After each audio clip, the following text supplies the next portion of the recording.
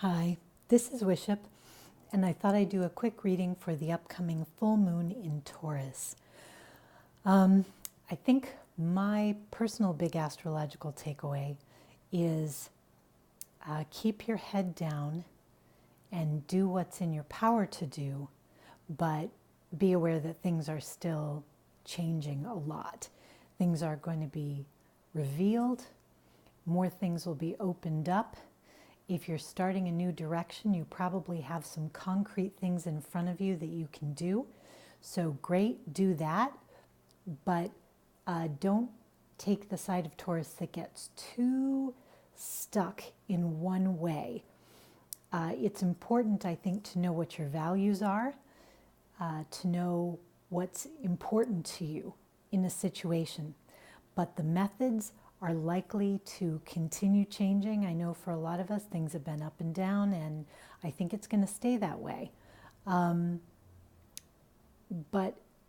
the auspices, I think, look good in the direction of negotiating new forms of power, seeing justice come to certain situations, seeing an expansion and spiritual awakening, all that kind of good stuff. So, but in this full moon, I think the thing to let go of, as we would talk about, is your attachment to a specific method of achieving your outcome. You can want your outcome, but I think the way you approach it has to be kind of flexible because we're still learning how not to do things the way we've done them before. Not because they were always so bad, but just so we can learn something new. So I decided to do a Lenormand reading, very nuts and bolts, going in with the earth sign of the full moon in Taurus. And I'm doing this way that I do a 5-card, where we've got what's in the attic and what's in the basement, you know, what the highs and the lows, what's in our mind, and what's in our what's underpinning the situation, and also sort of a little bit of a past present thing. So let's take the central card and see where we're at. Oops. Okay, the house. Well, this kind of makes sense given that it's a Taurus full moon, because it's a very grounded card. It's a card about what is near and dear to you, the things in your direct environment. So this could be a work group, this could be the people in your direct home, but it's going to be stuff that you interact with daily. And it's going to be about the security of that, which makes sense with the Taurus full moon, because Taurus wants physical security and wants to nail things down. So you may have issues to do with your home. You may have issues to do with your workspace, as I said, with your nearest and dearest. But those are the things that are on your mind. And actually it makes sense, because those are the things that you can have the most impact on right now. So those are great places to be putting your attention. So let's go into what's affecting these. Okay. Oh, look at this. All right, so chances are there has been news or something new coming in to do with whatever you're thinking of as this home situation, this very personally significant situation. As I say, this could be a relationship situation if it is the relationship upon which you've built your life. So this would be a significant other, this would be a child relationship, maybe, like let's say you had to move in order to get services for a child, then this house can also relate to that, if that makes sense. So these are things around which your daily routine has been built. That's how important these relationships would be. They're interacting with your daily routine. The book in the way I read Lenormand, this does have to do with information, but can also have to do with secrets. This particular depiction has the caduceus in it. If you can see it, we've got this curtain of pomegranates like we have behind the high priestess, which are symbols of fertility, but pomegranates are also seen as something to do with the realm of the dead, and we're in that time of the thin veil right now, and we've got this health symbol. So there could be health information that was unclear or that came forward having to do with someone in your home. And this can be seen where we've got the letter as news coming in. So you could think about there's a test result that's come in. There is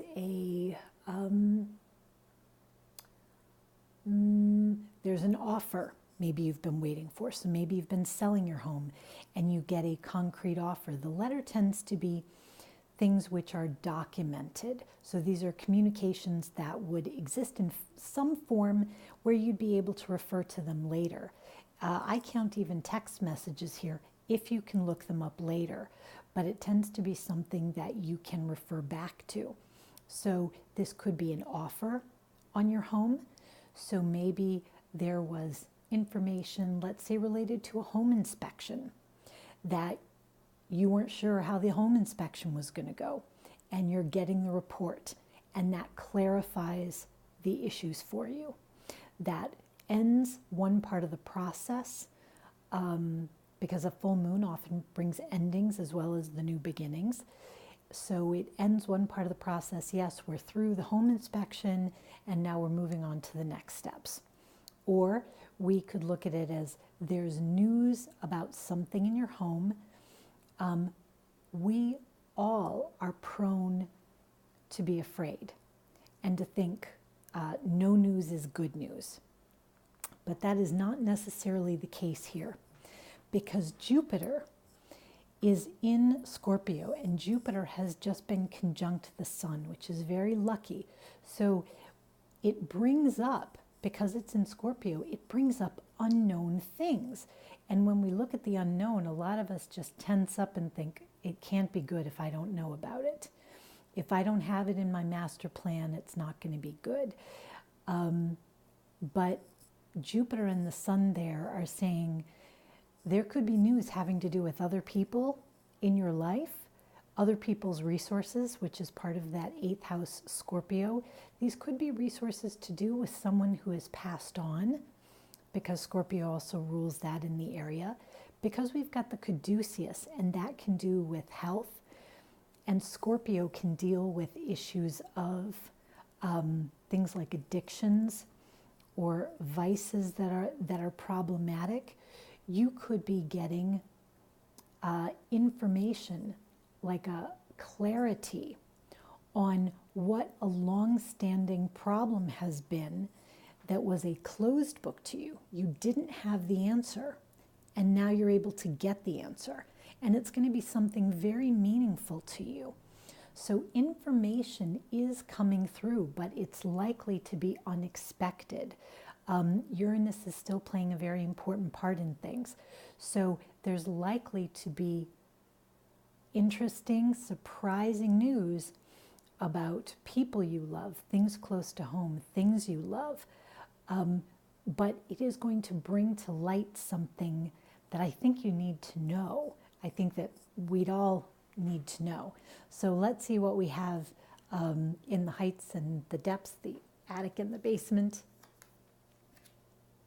Okay, I like that. That's always good. Great. Okay. Phew, that's nice. All right, so what is above us, so to speak, is the garden. Now this is other people, right? This is public issues. But because of this card, it also incorporates the image from the Ace of Cups. So this is positive help. This is an overflowing. This represents good news and fruitfulness. This is the grail that keeps serving. So the idea is above this situation is something that's divinely blessed, that is for our fruitfulness. So while we may get surprising news, it represents something that's going in the direction of our good, but it will likely include our interactions with other people. And where we've got the dog, here in this underpinning is another card that has to do with other people, and this has to do with faithfulness and fidelity and loyalty. So it could be that someone in your life is going through news like this. They're getting surprising news, even shocking news. It could be something, looking at this, like a sudden pregnancy, for example. This is a time to be happy and to be supportive, and to allow people to be supportive of you. This is, I think, a time where we are going to be, as we've sort of been doing over the last couple of years, I'd say, evaluating our relationships to see who's really on our team, who's really got our back at all times, and who maybe is not quite the fit for us that perhaps they used to be, or maybe we're not the fit for them. You know, maybe our paths have just diverged. So this is a time when I think we're going to be grateful for the people in our lives. We may need to lean on them, or they may need to lean on us, because there are surprises afoot. But I just want to emphasize, at least from the astrological standpoint, these surprises could be absolutely wonderful, but it's hard to expect the unexpected. So you don't really know what it's going to be until it shows up.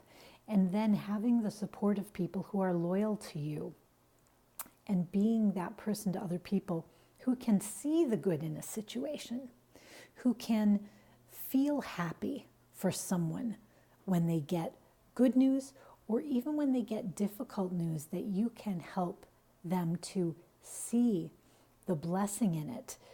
This is what we all do for each other. And so I'm hoping that what this is bringing you to is a sense of greater community, greater communication, greater love and compassion with the people close to you. It really looks like that's the direction this can all go. But just as I saw in the Libra New Moon, we may still be experiencing more disclosures. There may be more surprising news ahead. It was certainly true then. I experienced my own. I know some other people did, and it's kind of still rolling on. Let me just quickly, because I have time, look at the card. Oh, I love it. That's on the bottom of the deck. Okay, it's the Sun card. So this is the foundation. This is what's underpinning everything.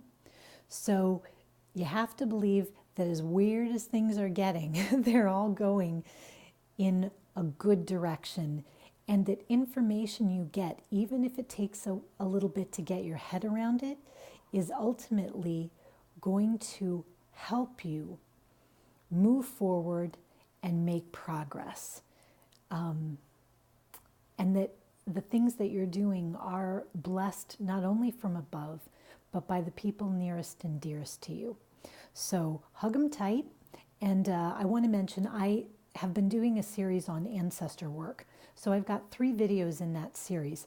So if those are the people who you'd like to connect with more as a support system, and for me they are a great support system, I've got some ideas for people who haven't done that work before, or who feel like, I don't even know who my ancestors are. I'm a weirdo. I'm not connected to my family's traditions. How do I start? So I've got a lot of ideas to hopefully open your mind about working with ancestors, so that, I don't know, you can have a fruitful time with it. So anyway, play around. Let me know what you think. Thanks again for your subscriptions, for likes and comments. And until next time, rock on with your bad selves.